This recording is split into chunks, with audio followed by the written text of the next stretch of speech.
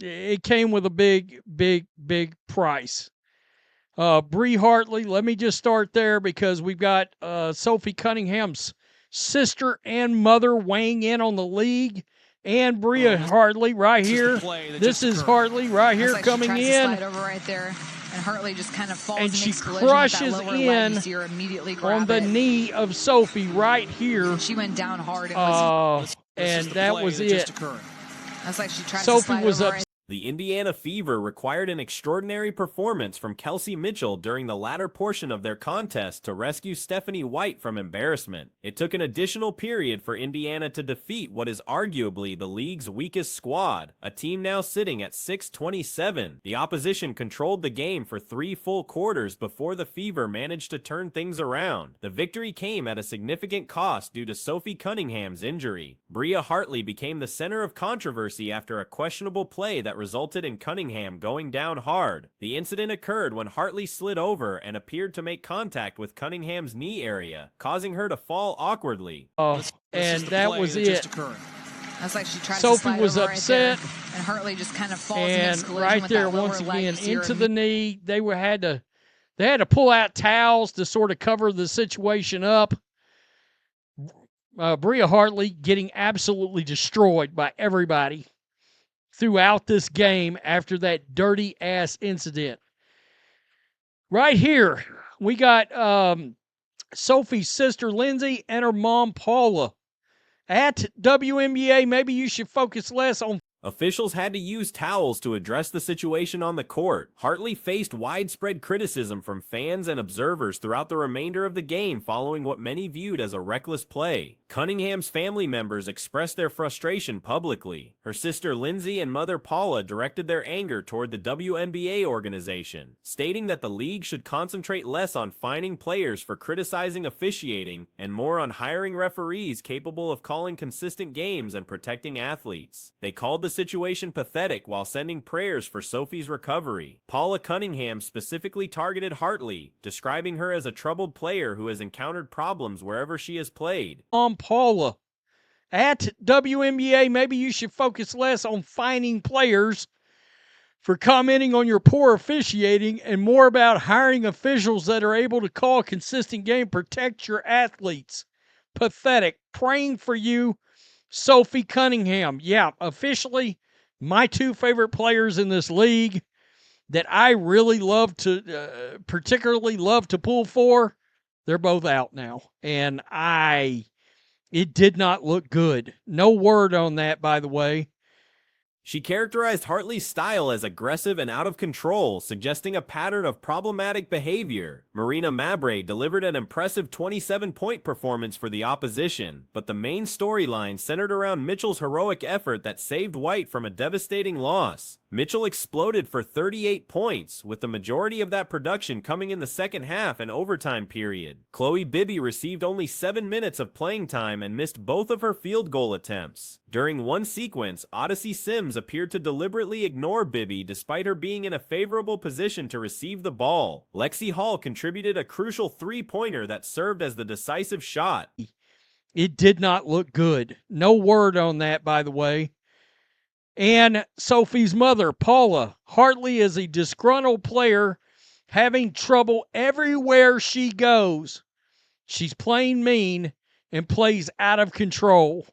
So, what can you say? I do not blame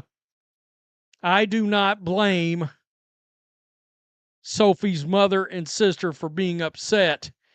Marina Mabrey went nuts in this game, scored 27 points. Aaliyah Boston recorded a double-double with 14 points and 13 rebounds on 7 of 13 shooting while adding 5 assists. Natasha Howard provided solid support with 18 points and 9 rebounds. The team's primary contributors showed up when needed, with Mitchell, Howard, and Boston carrying the load. However, there have been recent concerns about Boston's consistency and decision-making on the court, raising questions about her recent performances. Mitchell sealed the victory in overtime with a clutch jumper while being defended closely. The game featured some peculiar moments, including a jump ball situation early on where Sims appeared confused about which direction to go, looking around to see which way her teammates were moving. 7 points.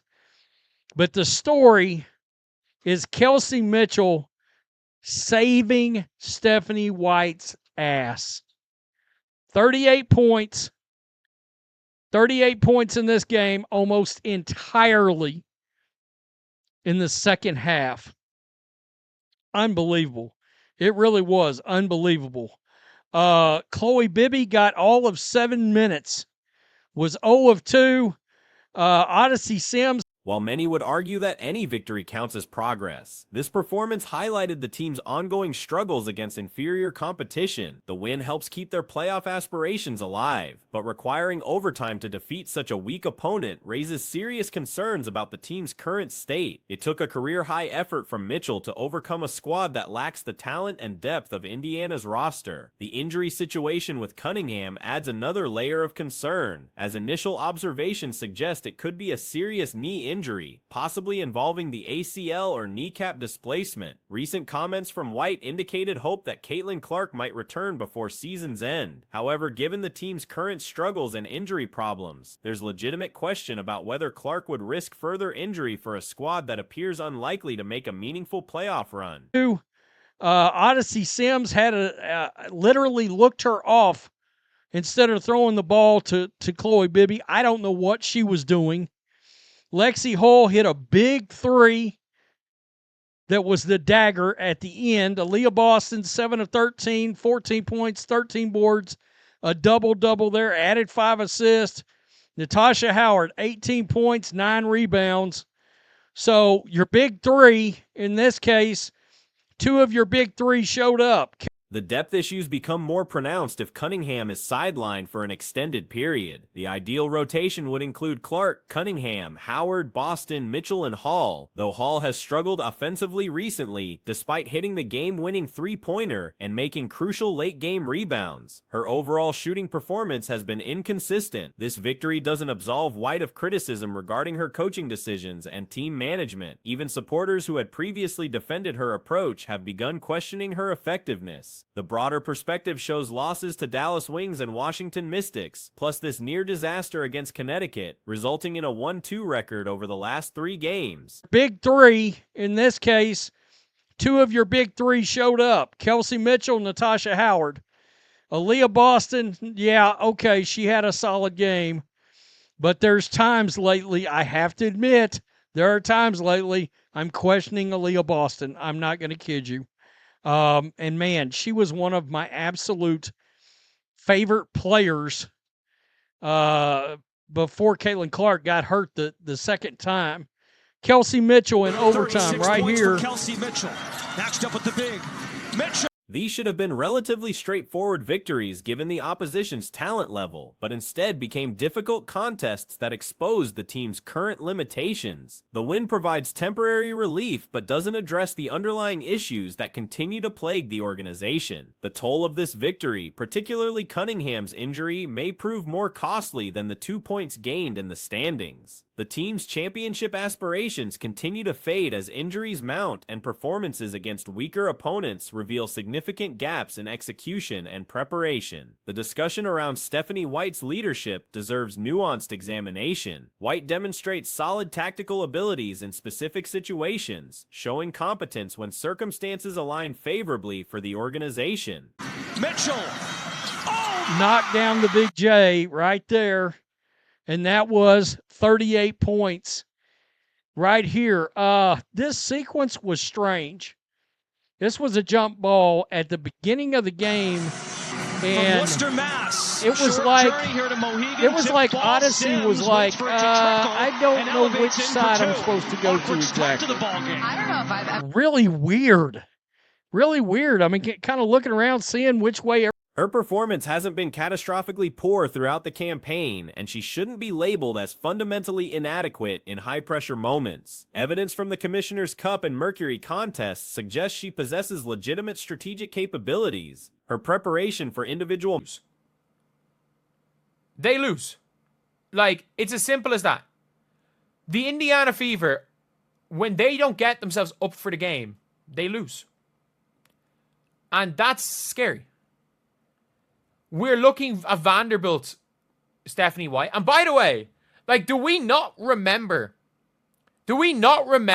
how? Like, I know the short-term memory. Do we not remember the run that the Fever went on to blitz the Mystics? Odyssey Sims looking up, launching forward.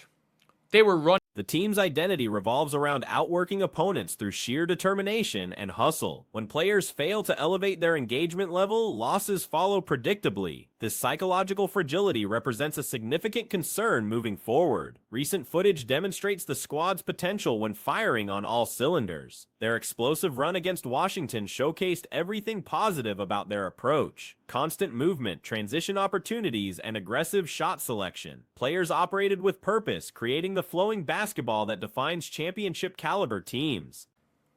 Odyssey Sims looking up, launching forward. They were running. They were running. We were shooting, running up and back. We were shooting. We were doing everything. We were doing everything we could have done. It was great basketball. Kelsey Mitchell's playing out of position. Sophie Cunningham's playing point guard. Unless you believe Kelsey Mitchell's real position is sitting on the bench, Kelsey Mitchell is not playing out of position. And if we look at big wins from the Fever, if we want to look at big wins from the Fever, Current lineup configurations raise questions about positional assignments. Kelsey Mitchell's role appears misaligned, while Sophie Cunningham handles point guard responsibilities. Unless observers believe Mitchell belongs permanently on the bench, her current usage suggests tactical confusion rather than strategic positioning. Statistical analysis reveals concerning trends in Mitchell's performance against quality opposition. Her output in significant victories shows inconsistency that undermines team success. Against Seattle in an important early season win, she managed only 9 points when the Storm still maintained competitiveness. wins from the Fever. I want to show you guys this. I want to show you guys this with Kelsey Mitchell. Kelsey Mitchell in big wins against Seattle. This is a big win. She has 9 points. At the time, Seattle hadn't started losing all the games in a row. 34 in a loss, 26 in a win, but it was the sky. Let's look at wins against good teams on the season. Wins against good teams. She has 17 on 19 shots against the Dream. Not a great game. Stepped up in the fourth quarter, though. Washington. Other results show mixed effectiveness. 34 points in a loss, 26 in a victory over Chicago, but questionable efficiency against stronger opponents. Examining wins against legitimate contenders exposes Mitchell's limitations. Her 17-point performance against Atlanta came on 19 attempts, hardly efficient production. Washington victories don't carry significant weight given their rebuild status. Chicago games showed better results with 17 and 22-point outputs, while her Liberty performance benefited from Clark's presence on the floor. Stepped up in the fourth quarter, though. Washington, they're not a great team. Chicago, 17 in a win. 22 in a win versus the Liberty. She was good in that game with Caitlin Clark. Let's not forget, with Caitlin Clark is very different. With Caitlin Clark, she's 26 against Seattle on 14 shots. Then as soon as Caitlin Clark goes down, it's like she had 25 in the win against the Aces. Cute. Great. Caitlin's there. A lot of the games against good teams without Caitlin. The Clark factor cannot be understated. With the star guard available, Mitchell posted 26 points against Seattle on just 14 shots, demonstrating her potential in the proper system. However, Clark's absence exposes Mitchell's weaknesses in crucial moments. Even her 25-point performance against Las Vegas came with Clark's support. Fourth quarter execution consistently defaults to Mitchell regardless of her earlier struggles. A lot of the games against good teams without Caitlin, she struggles and wins. A lot of our big wins without Caitlin, she struggled. And everything goes to Kelsey Mitchell down the stretch, no matter how bad she's been. It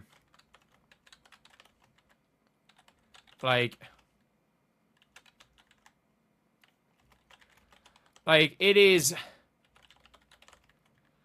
I think Kelsey Mitchell is a really good fourth quarter spot-up shooter. She is not a good fourth quarter ISO player. And she's turned into Monte Mitchell.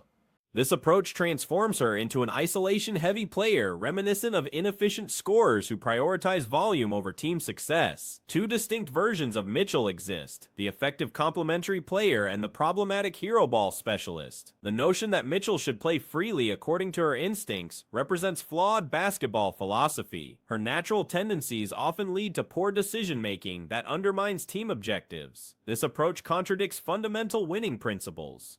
And she's turned into Monte Mitchell. She's turned into Cam Thomas. And that's the problem with Kelsey Mitchell is there's two versions of Kelsey. There's a really good version of Kelsey. She wants Kelsey to be free and you play to her instincts. If she's ever said that, that's the dumbest thing ever because we've always said this about Kelsey Mitchell. Kelsey Mitchell's instincts is to do dumb shit. Her instinct is to do dumb shit. Like, that's not a problem when it comes to Kelsey Mitchell. If I was Stephanie White, Meanwhile, Sophie Cunningham receives inexplicably limited touches despite her exceptional shooting ability. She operates as the league's most effective three-point marksman this season, yet teammates consistently ignore her availability. This oversight becomes more glaring with each contest. Individual instances of poor passing can be attributed to player error, but sustained patterns indicate coaching failures. When the league's premier shooter remains underutilized for extended periods, responsibility shifts to leadership. Stephanie White, Sophie Cunningham is left wide open. Like, she is left wide open all game, every game, and every single player on this team, other than maybe Odyssey Sims a couple of times, looks her off. So Sophie Cunningham is out here shooting threes on the break to try to get shots off. She's the best three-point shooter in the league right now. She is being left wide open. And that is, if it happens one game, it's on the players. If it happens 2 games, it's on the players. On 3 games, oh, coach, you might have to do something about that. The fact is, we have no... Cunningham finds herself attempting desperate transition threes simply to generate shot opportunities. Timeout conversations rarely emphasize getting Cunningham quality looks despite her proven effectiveness. Instead, coaching instructions focus on feeding Mitchell in situations where better options exist. The disconnect between personnel strengths and tactical emphasis creates unnecessary offensive limitations. This ball movement deficiency extends beyond individual oversights. Fact is, we have not yet heard Stephanie White start a timeout with, she's open, give her the fucking ball. We've heard the Stephanie White, we need to push. Get Kelsey the ball. Get Kelsey the ball, I don't know. Why not when you've got the literal best shooter in the league? The literal best shooter in the league this year, who your team looks off constantly. It is on, if it happens, the longer it happens, the more it is on. The entire roster operates with tunnel vision, prioritizing immediate scoring opportunities over superior alternatives. Pick and roll sequences result in quick decisions rather than patient development of optimal shots. Successful organizations like Washington and Phoenix demonstrate proper ball movement principles. Their offenses feature consistent side-to-side passing that creates advantages through player and ball movement. Wings receive opportunities to swing passes to corners, maximizing spacing and shot quality.